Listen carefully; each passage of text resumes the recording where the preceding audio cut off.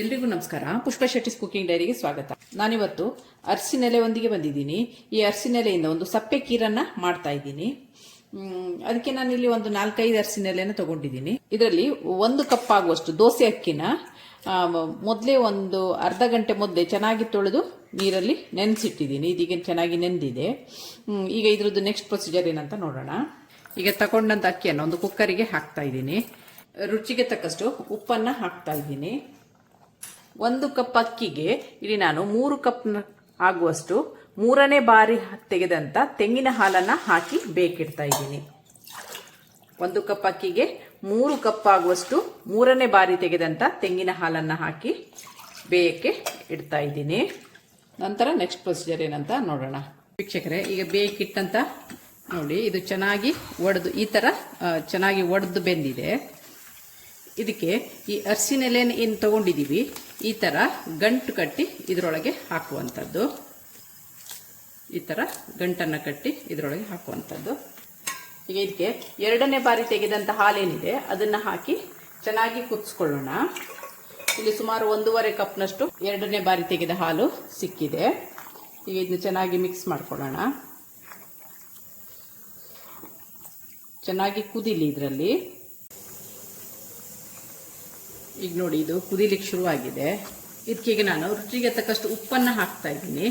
ಇದು 1 ಕುದಿ ಬಂದ್ರೆ ಸಾಕು. ಈ ದೋಸೆ ಅಕ್ಕಿ ಇದಕ್ಕೆ ಉಪಯೋಗಿಸಿದೆ. ಇದು ಚೆನ್ನಾಗಿ ಒಡೆದು ಬೇಯುತ್ತೆ. ಊಟದಕ್ಕೆ ಆದ್ರೆ ಸ್ವಲ್ಪ ಗಟ್ಟಿ ಗಟ್ಟಿ ಆಗುತ್ತೆ. ಈ ಅರಸಿನೆಲೆ ಸಪ್ಪೆ ಕೀರೆ ಏನಿದೆ ಇದು ಚೆನ್ನಾಗಿ ಬೆಂದ್ರೆ ರುಚಿ ಚೆನ್ನಾಗಿರುತ್ತೆ. ಈಗ ಇದು 1 ಕುದಿ ಬರಲಿ. ವೀಕ್ಷಕರೇ, ಇದೀಗ ಚೆನ್ನಾಗಿ ಕುದೀತಾ ಇದೆ ನೋಡಿ. ಈಗ ಫಸ್ಟ್ ತೆಗೆದಿಟ್ಟಂತ ಏನು ತೆಂಗಿನ ಹಾಲಿದೆ ಅದನ್ನ ಈಗ ಇದಕ್ಕೆ ಹಾಕ್ತಾ ಇದ್ದೀನಿ. ನೋಡಿ, ಈ ತರ ಹಾಕಿದ್ರೆ ಒಳ್ಳೆಯ ಒಂದು ಅರೋಮ ಇರುವಂತ ಅರಸಿನೆಲೆಯ ಸಪ್ಪೆ ಕೀರು ಸವಿಯಲು ಸಿದ್ಧವಾಗುತ್ತೆ. ಈ ತರ ಈ ಹದದಲ್ಲಿ ಈ ಸಪ್ಪೆ ಕೀರು ಬರಬೇಕು. ಇದೊಂದು ಚೆನ್ನಾಗಿ 1 ಕುದಿ ಬರಲಿ. ನಂತರ ಗ್ಯಾಸನ್ನ ಆಫ್ ಮಾಡೋಣ. ವೀಕ್ಷಕರೇ, ತುಂಬಾನೇ ಅರೋಮೆಟಿಕ್ ಆಗಿ ತುಂಬಾನೇ ಚೆನ್ನಾಗಾಗುತ್ತೆ. ಮಾಡ್ಲಿಕ್ಕೆ ಇದು ತುಂಬಾನೇ ಸಿಂಪಲ್. ತುಂಬಾ ಸುವಾಸನಾ ಭರಿತವಾಗಿರುವ ಒಂದು ಸಪ್ಪೆ ಕೀರು ಸವಿಯಲು ಸಿದ್ಧವಾಯಿತು. ಇದಾಗಿರುತ್ತೆ ಇವತ್ತಿನ ನನ್ನ ಡೈರಿಯ ರೆಸಿಪಿ. ನಿಮಗೆ ನನ್ನ ರೆಸಿಪಿ ಇಷ್ಟವಾದಲ್ಲಿ ಪುಷ್ಪ ಶೆಟ್ಟಿಸ್ ಕುಕಿಂಗ್ ಡೈರಿ ಇದಕ್ಕೆ ಒಂದು ಲೈಕ್ ಕೊಡಿ, ಶೇರ್ ಮಾಡಿ, ಕಮೆಂಟ್ ಮಾಡಿ. ಸಬ್ಸ್ಕ್ರೈಬ್ ಆಗಿಲ್ಲ ಅಂದ್ರೆ ಸಬ್ಸ್ಕ್ರೈಬ್ ಆಗಿ, ಹಾಗೂ ನಿಮ್ಮ ಫ್ಯಾಮಿಲಿ ಮತ್ತು ಫ್ರೆಂಡ್ಸ್ಗಳ ಜೊತೆನೂ ಹಂಚಿಕೊಳ್ಳಿ. Thanks for watching. ನೋಡಿ, ಈ ಹದದ ಇದ್ದರೆ ಸಾಕು.